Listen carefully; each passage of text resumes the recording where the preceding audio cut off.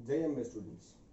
सो आज का हमारा टॉपिक जो है वो है एंडो मेम्ब्रेन सिस्टम।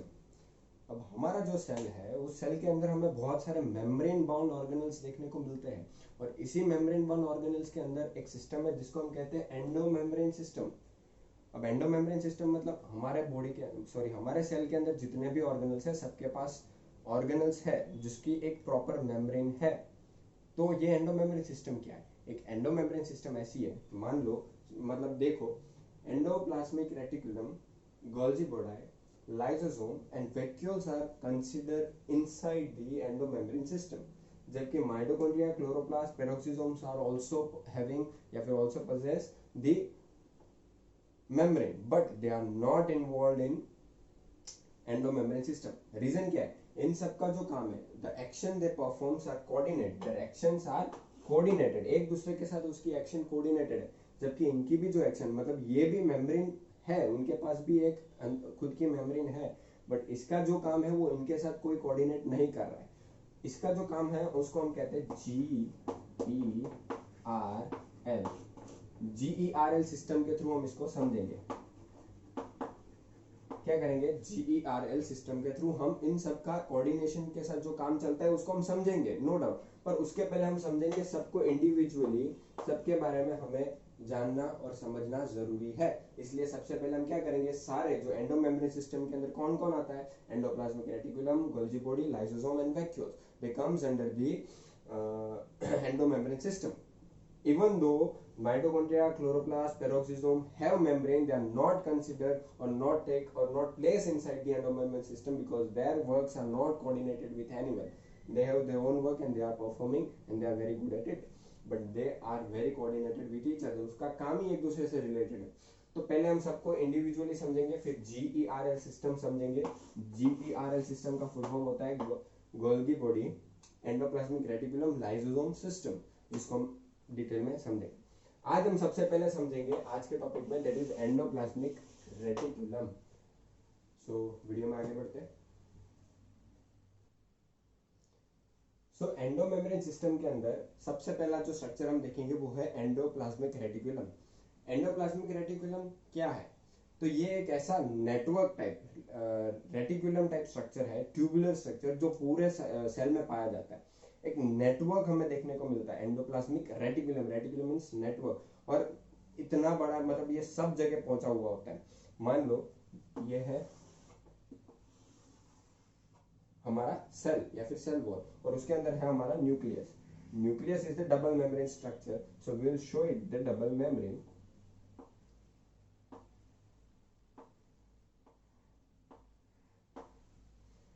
इसी के साथ डायरेक्टली कनेक्टेड है, मतलब यहाँ आप कह सकते हो कि जो न्यूक्लियर मेम्ब्रेन की जो आउटर मेम्ब्रेन है उसके साथ डायरेक्टली कंटिन्यू ये एंडोप्लाज्मिक रेटिकुलम चालू हो जाता है।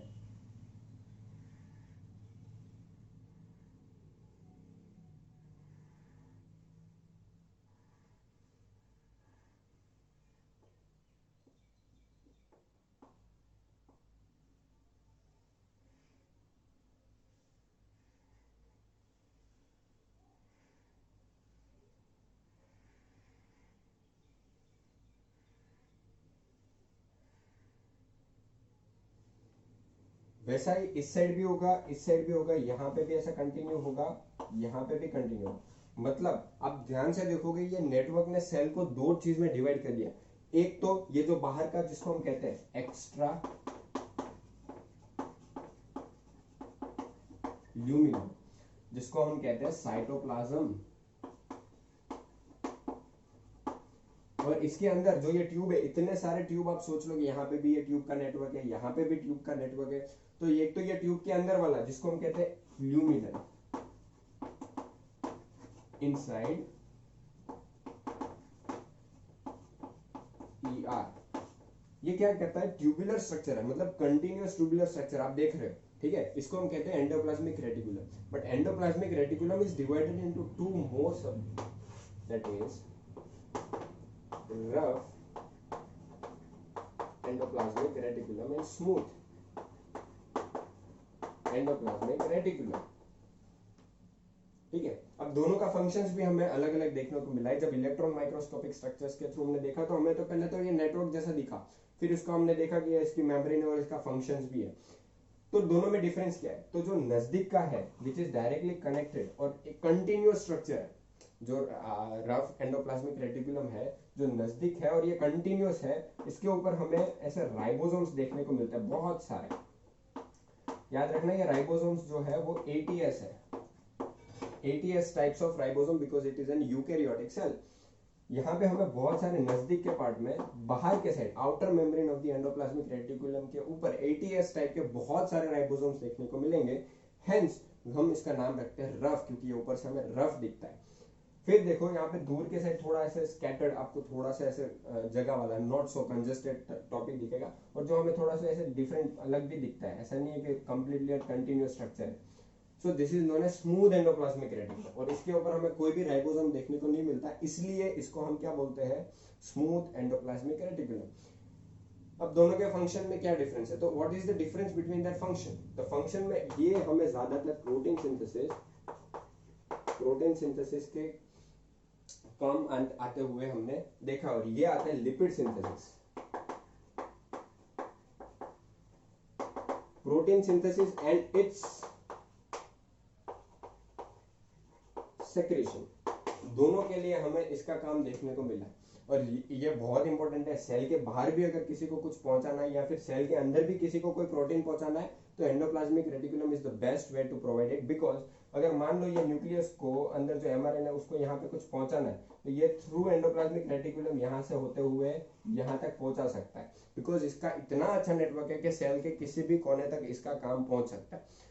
और ये जो भी बना रहा है, मतलब जो सिंथेसिस कर रहा है, मतलब कि प्रोटीन या फिर लिपिड है उसको कहाँ रखना है, क्या करना है, उसकी पूरी जवाबदारी किसकी होती है? This is the endoplasmic reticulum. तो ये एक नेटवर्क लाइक स्ट्रक्चर आपको सेल के अंदर दिखेंगे। ये पूरे साइटोप्लाज्म में बहुत बड़ा नेटवर्क होता है, ये ट्यूबुलर स्ट्रक्चर होता है जो कंटिन्यूअस होता है, और थोड़ा बहुत हमें स्कैटर्ड भी दिखता है। कंटिन्यूअस होने के कारण ये सब जगह ट्रांसफर भी कर सकता है जो भी ये सिंथेसिस कर रहा है। तो रफ एंडोप्लाज्मिक, देखो आप ऐसे भी याद रख सकते हो, ribosomes are the main material to synthesise protein, मतलब ये प्रोटीन बनाने के लिए सबसे इंपॉर्टेंट मटेरियल है। और ये कहाँ पाए जाते हैं? एंडोप्लाज्मिक रेटिकुलम के ऊपर। तो आप ऐसे भी याद रख सकते हो कि rough endoplasmic reticulum is directly related with the protein synthesis and smooth endoplasmic is related with the synthesis of the lipid. Hence ये दो स्ट्रक्चर है जो आते हैं एंडोमेम्ब्रेन सिस्टम के अंदर। आप बोलोगे कि सर राइबोसोम कैसे प्रोटीन के लिए मदद करेंगे? तो जब राइबोसोम्स देखेंगे एंड टाइप्स ऑफ राइबोसोम्स देखेंगे तब मैं इसके बारे में आपको और डिटेल में समझाऊंगा। तो हमारा पहला एंडोमेम्ब्रेन सिस्टम के अंदर जो पहला कंपोनेंट है जिसको हम कहते हैं एंडोप्लाज्मिक रेटिकुलम, वो समझा। उसके बारे में हमने क्या देखा? रफ एंड स्मूथ टाइप्स देखे। ये खुद एंडोप्लाज्मिक रेटिकुलम, साइटोप्लाज्म या फिर इंट्रासेल्युलर स्पेस को दो चीज में डिवाइड करता है, दैट इज एक्स्ट्रा ल्यूमिनर एंड ल्यूमिनर। मतलब ल्यूमिनर क्या होता है कि जो एंडोप्लाज्मिक रेटिकुलम के अंदर की बात, जो अंदर का जो ल्यूमेन हो रहा है उसकी बात कर रहे हैं, और जो एक्स्ट्रा दैट इज हमारा साइटोप्लाज्म। तो रिमेनिंग सब पार्ट कौन सा है? Remaining all the part is cytoplasm. Okay, और इसका बहुत ही इंपॉर्टेंट हम आगे भी देखते रहेंगे, क्योंकि हमें GARL सिस्टम में इसका बहुत ही बड़ा फंक्शंस देखने को मिलेगा। I hope you understand the topic. Thank you so much.